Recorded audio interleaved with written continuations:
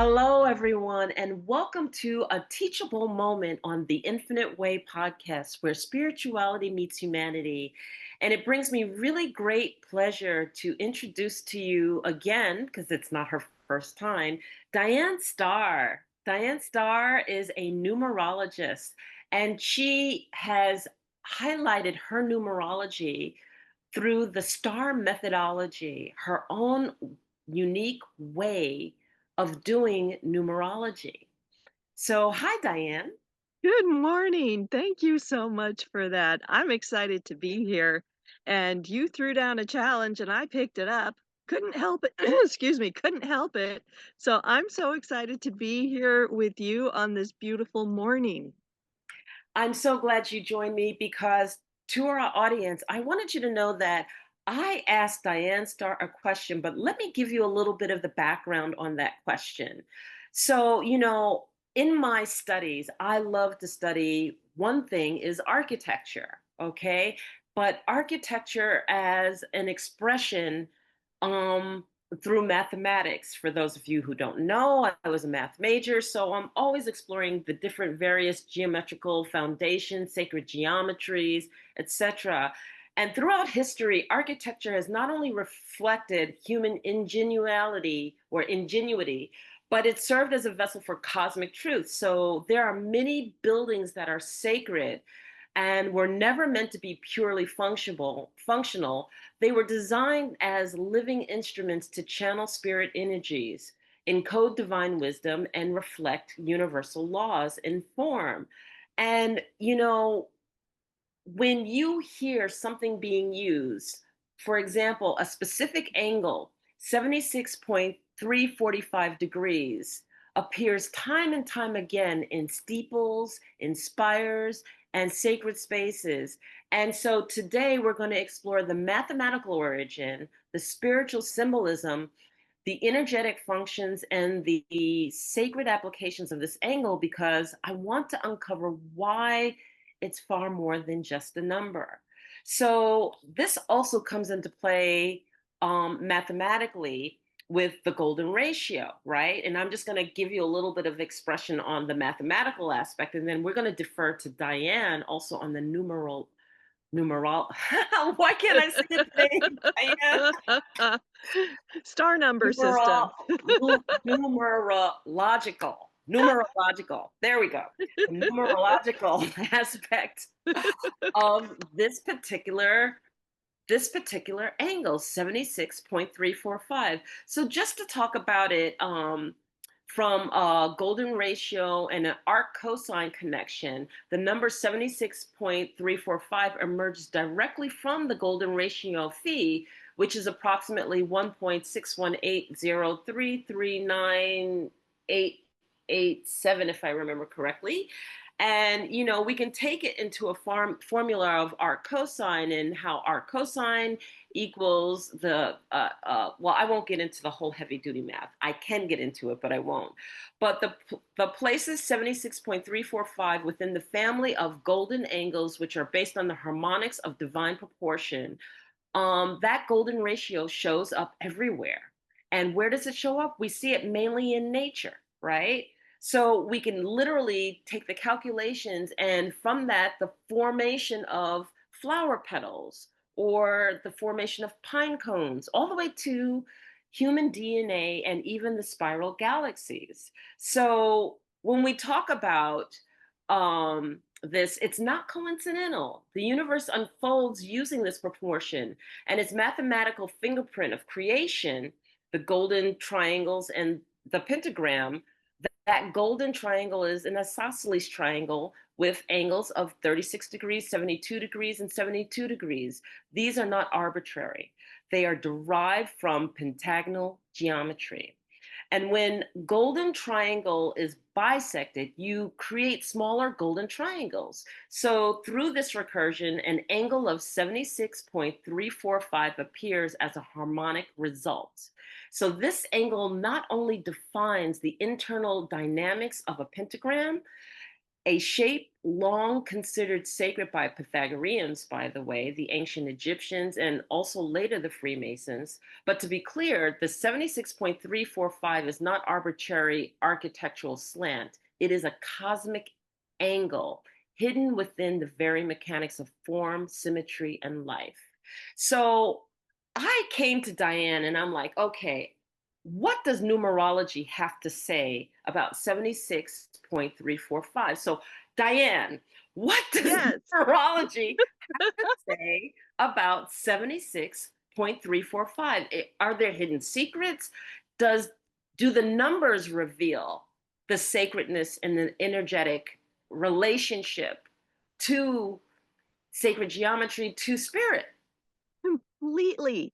And by the way, I was completely impressed as you rattled off a number, and I had to write it down while you were saying it. That was, yeah, you know your math. Let's get into 76.345. I'm so excited about this because you teach me these things, and I'm out here with my dogs, so excuse me if I hold on to the computer every now and then. Um, so when you said 76.345, I get all excited. It's numbers. And then you sharing what you just did, I'm like, wow, it makes so much sense. I'm blown away. And even more so the moment we delve into this. So let's start with we go as big as we can and then go smaller. And by Okay. that I mean, with star numerology, we have all the 78 archetypes of the tarot. So when something is bigger than the 78, well, we go big to small, and let's start with the 76 part. So we're going to take this every which way because that's how numbers work. There's magic in every single direction. And as you said, this is an angle. And so 76 is the Eight of Pentacles. Eight of Okay. Pentacles is literally about wealth, and wealth in such a positive way that one does not want to stop doing what they're doing. And you said about healing. Well, the seven part, the seven is the chariot, and seven means I have power in the spirit realm, literally. So, seven is the things that we cannot access with our physical form, by the way. So, anything that's considered holy or anything where you travel in other dimensions, but the physical form does not. So, and then the six, by the way, is the lovers, which represents true unconditional love in every form and commitment. Excuse me. So the 76 being the Eight of Pentacles, the seven is I'm strong in my spirit, and the spirit comes down to show us true love, true unconditional love. That's the 76, literally. Okay. And then we have the point, and the point just is giving us a slight separation. Of course, it's all one number, but I'm taking this as because when I do numbers, sometimes things are channeled through me. Then we take the 76, we add up 7 plus 6, and we get 13. 13 is one of my favorite numbers. Okay. It represents Jesus Christ because it's death and transformation. And you were sharing that this is an angle that's in so many churches, so many flowers, and church is about the ideal church, not cult. I'm distinguishing that definition, but church is ideally about the soul, the death and transformation that we go through, but we get to turn to Jesus Christ for support. So everything that has 13 has the Christ consciousness Okay. because 12 disciples and Jesus sits at the head. So this is a number that will help all of humankind go through the death and transformation process. And you said even flowers have to go through. First, they're in a seed form. How many times does a flower go through death and transformation before it gets to something that we're admiring? So many. And yet each step on the way is essential, critical, and beautiful. So Hmm. at the point, 3, 4, 5. 3 is the Empress. She knows her worth. This is powerful. She's wealthy. She knows her worth. She's pregnant. She's giving birth to, and for some of us, we're giving birth to a new phase of our lives. And it's very maternal. And she enjoys communicating, it's sharing your story. And the story has to do with six, love, the lovers, and from a spiritual perspective, because that's the 76 that started it, bigger to smaller. Then the four is the emperor. The emperor and the empress, they're married. The empress, she likes to go shopping. The emperor likes to have a budget and stick to it. The emperor is about discipline. When you discipline your mind in any of the directions that bring you back to your truest self, that is when you're so connected to your own worth and your spirit. That's what this is saying. Discipline is a part of the alchemy of this number. So, whatever it is, your routine, that becomes your discipline, that becomes what you honor. And if that's supporting you, you get all of the angels helping you, because seven is also an angelic number and it's working through all of these. Then the five, the Hierophant. The five likes to be part of a church. And the five, and every number has its highest and lowest. Each one is capable of enlightenment or total destruction because of free will. So, five at its highest says, I have, is when the physical form, because five represents the senses, the five senses, and five is the physical body. When we master our physical body, we are in alignment with everything that has to do. Five is travel, change, and freedom, and you cannot hold someone down. Five, when it's destructive, and this is not a destructive number, but at its most destructive, it is used in certain ceremonies as a pentagram in dark ways. So I'm not going to go into that because that's not what this represents. So after the point, when we add 3 plus 4, that's 7, we add the 5, we get 12. So 3, 4, 5 is 12. We have the disciples. 12 Okay. is, yes, 12 is this is why it's such a complete number, and it blew me away. And what you said it represents makes so much sense. 12 being the number of the hanged man. So the hanged man, there's a few guidelines about the hanged man. It is one who observes, much like in prayer or in meditation, when you become the observer. And the hanged man is literally shown in the Rider-Waite-Smith tarot deck, hanging upside down. And even his legs seem to form the number 4, which says it is structure and discipline. See through. He's above water, which is why water is very important for churches, for transformation. And he gets to see a reflection that others don't see. And he doesn't have a popular view, but he has an accurate and a much wider one.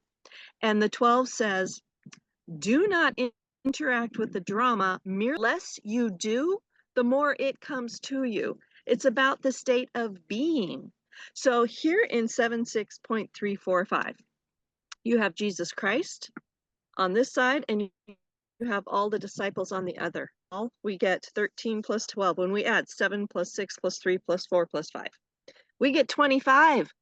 That's our Knight of Wands. It's one of the most mystical, busy wands that we have. It's literally a frequency, because 2 plus 5 is 7. It is all about the spirit. And literally in the spirit, with the Knight of Wands, he has far to go and much to accomplish. And anytime the 25, the Knight of Wands, shows up, he's literally doing things like exorcisms, spiritual healings, spiritual cleansings, and residence. So when it might be like literally changing your home, or your spiritual place from mental to the heart space. And there's a physical journey, or a physical and a spiritual journey that is required. So this is the basis of a person's home for healing, to shift to the heart space. So that is 76.345 in a nutshell. It's powerful, it's spiritual, it cannot be messed with, and anything that comes through the doors of that type of building energy, or such a profound way. And so it does make a difference to be in places that have a high frequency. It gives us that help or that boost. Or uh, I've heard stories of anyone that his energy was so expansive, his aura, that you suddenly felt better. Well, that's the same energy behind 76.345. You go into this holy space, it changes you. You have that at your disposal. And again, it's free will. It's not forced upon you. And 7 says mystery.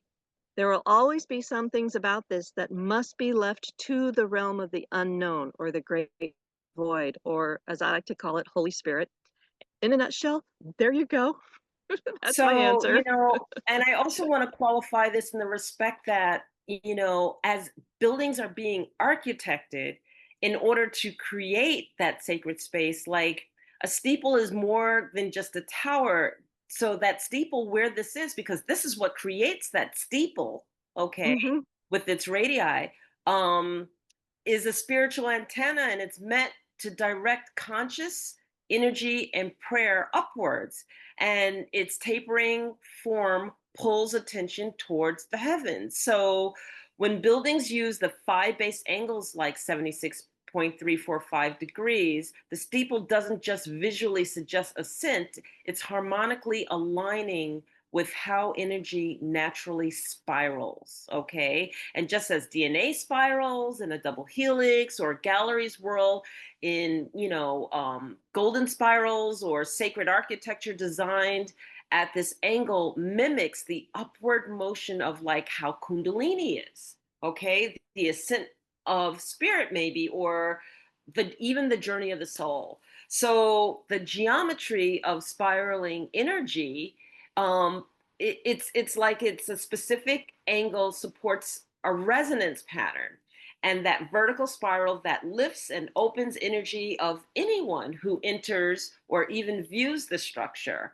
So in a metaphysical perspective, um, it's designed to amplify the intention. It's designed to facilitate spiritual ascent. It's designed to create vibrational harmony. Excuse me, I'm saying harmonics, but create vibrational harmony and between the structure and the cosmos. So these are very, very purposely built structures. And by shaping a steeple with the 76.345 slope, we're literally tuning that building in like an instrument.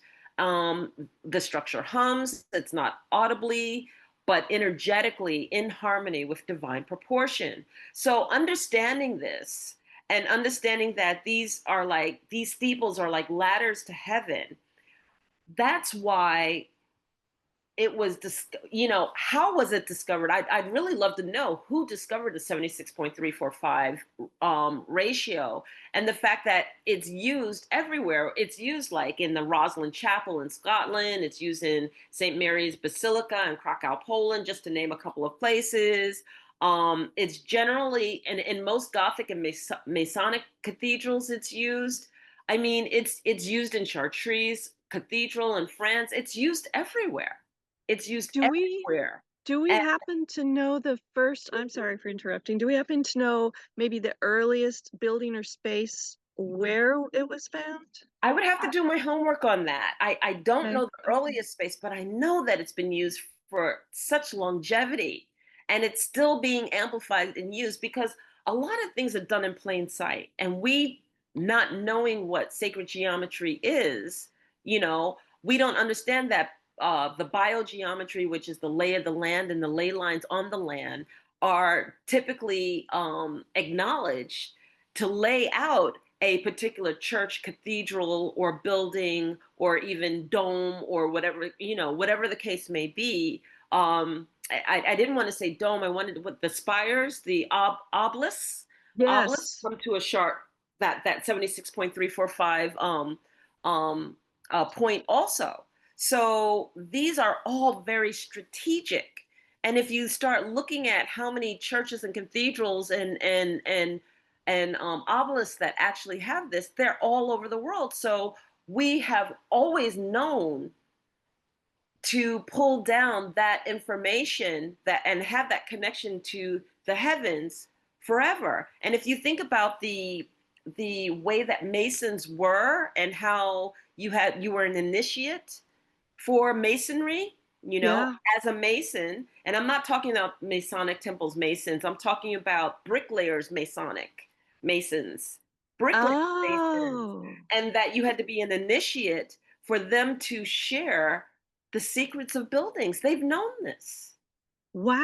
known this. And so as an initiate, all of the sacred geometry was then passed on and shared with you. We've lost so much, the way that I would say that masonry as it pertained to bricklaying and building of architectures and building of cathedrals was was indicative of like mystery schools.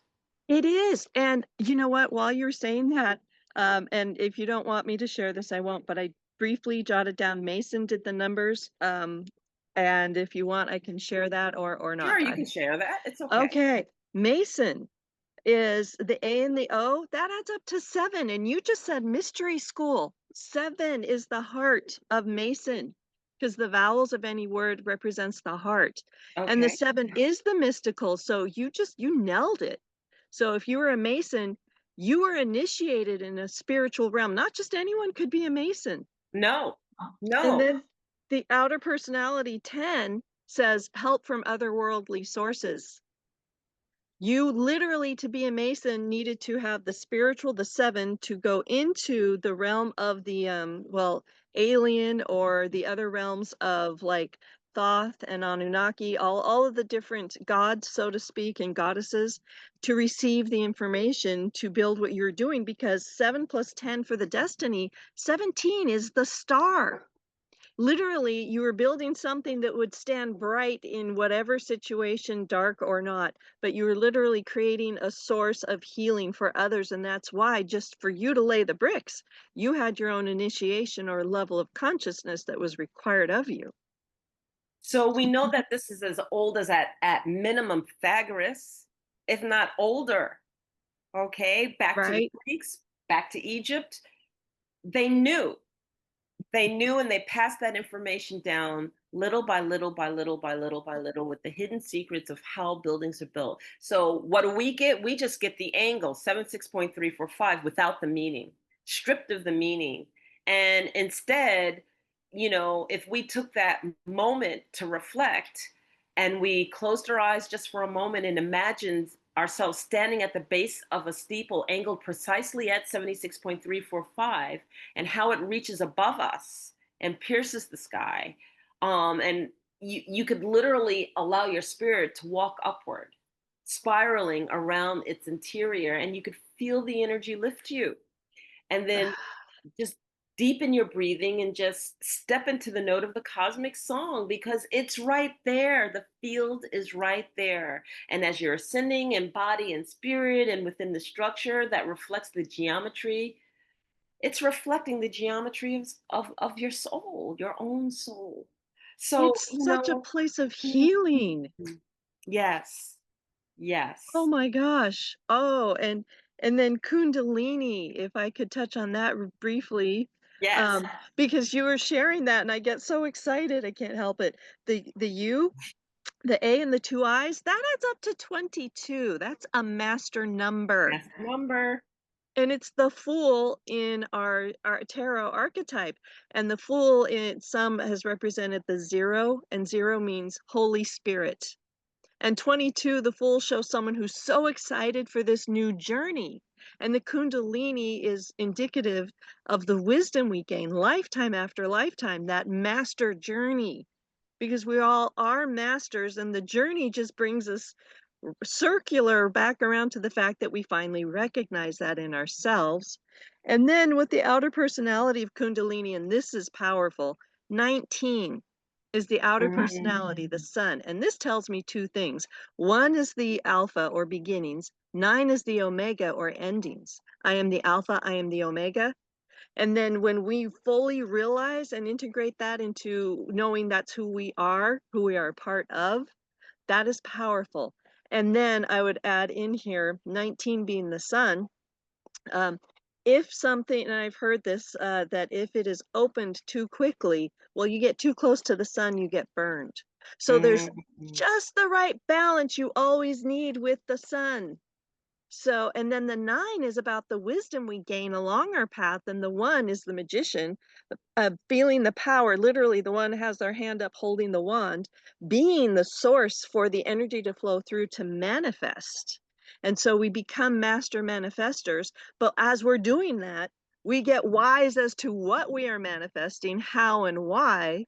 And then when we add the 22 plus the 19, destiny of Kundalini, it's 41. This is the Ace of Cups, which is about pure love. 4 being the work we do, and 1 being the creator, divine, connected with the creator. And it's true love in all of its forms. So when you were sharing that with 76.345 and the spiral, I'm like, that makes so much sense. And interesting that part of the spiral, part of it wants to maintain its secrecy forever. Like some things are not allowed to be shared. So that was Kundalini, and I loved when you said spiral. So thank you for letting me put that in there. It's amazing that there's so many powerful words that we use that we don't even understand.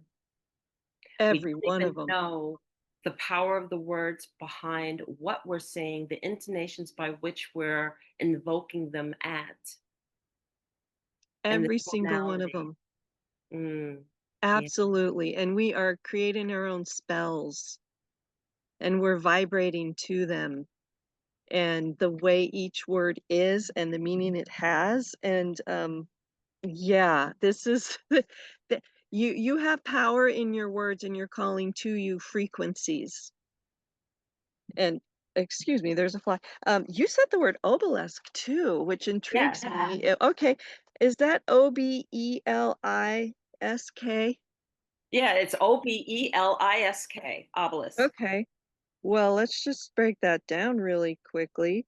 We have, oh, well, the vowels are at 20. 20 is judgment, and 20 is, I think it's Archangel Gabriel. It shows that which we thought dead comes back to life. And it's such a beautiful, powerful, gentle energy at the same time. Hmm. And in its most negative, it's used for the dark arts. In its most positive, we have some of our most brilliant philosophers and poets with this same frequency.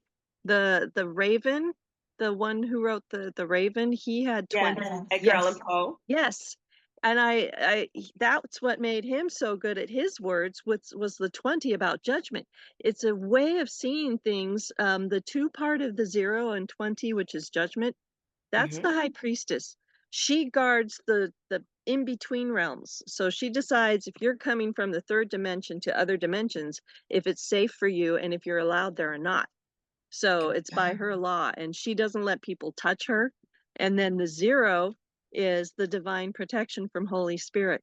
So the twos are our mediums. If you, the word obelisk, if you connect to it in any way, it's because you are channeling, and then you can channel with consciousness. And then let's see, the 2 3 1 2 5 6 7 8. Oh, this is interesting. It's an initiation. If you connect to obelisk, you are requesting an initiation to travel to other realms, but the 8 part is physical. It's almost the 8 as in Jesus, his heart number, the E and the U is 8. He recognized that a physical realm requirement was required in the third dimension. So, in other words, where 7 says power in the spirit, 8 says power in the physical realm. So, That's 8, also below. yes, and as above, so below. And the 8 also says, I'm setting boundaries. Which is interesting Mm. because the heart with 20 having the high priestess saying, I'm setting boundaries. So you must be, it's an initiation of your own strength to go to places where the obelisk will take you. Because once you do, once you're connected to the obelisk, 20 plus 8 is 28. That's our 2 of Wands, which says surprise, competition, unusual events, and new beginnings. So Okay. if you're not ready for the obelisk, if you're not ready for a physical transformation as well as spiritual, don't touch it. But if you are, you know, you're ready. So yeah, I love how that's connected to that as well. That's Yeah. amazing. Yeah. All of them. So here are all of these PowerPoints all around us within our architecture.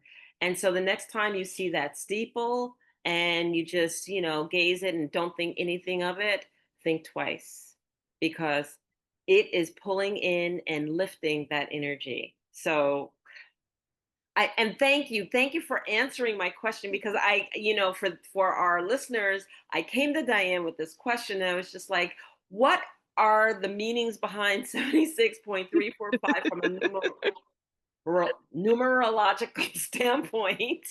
You got it. Please share with me, and we deemed it important enough to share with you because we don't know what we don't know, and we learn as we go along. So is there anything else you want to share, Diane? I could keep going, so I'll just keep myself balanced. I love when you give me a challenge and just throw something at me on the spot, and that's my favorite. And what you shared with me makes so much sense. And it would have been really beneficial to have that education earlier, and so at least in connecting with you and what you're doing, and you're sharing this with me, and I get to connect it with numerology, I'm learning so much as this is going along, and it's so incredible, and thank you for sharing and giving me a challenge. Keep them coming. I will, and we'll keep it coming to you, our audience, for these teachable moments about the hidden secrets behind, or the hidden secret meanings behind sacred geometrical numbers from a numerology perspective. I'm going to leave that word alone. You Numerology. did it! You did it! So thank you, everyone. Thank you, Diane. Thank you for sharing your expertise. We Mm, just I just love when you do that, and I'm sure thank that you. everyone appreciates it. And for those of you who don't know, Dyan Starr is a numerologist. She is phenomenal. Her sessions are phenomenal. So we will leave her connection information if you ever want to have a session with her. But this meant the world to me. So thank you so much. And we'll have you back again for the next question on the infinite way. So, Thank you. Thank you. You are like a this mentor episode, of mine. Bless yes, you. yes. And for this episode, if you like this episode, please share it with others. Please subscribe to us. And stay tuned for our next one with Dyan Starr. She's going to be a name that you hear quite often on the infinite way. So, thank you, Diane, again. I love you. Thank you so much. Thank you. And everybody, take care for now. Bye bye.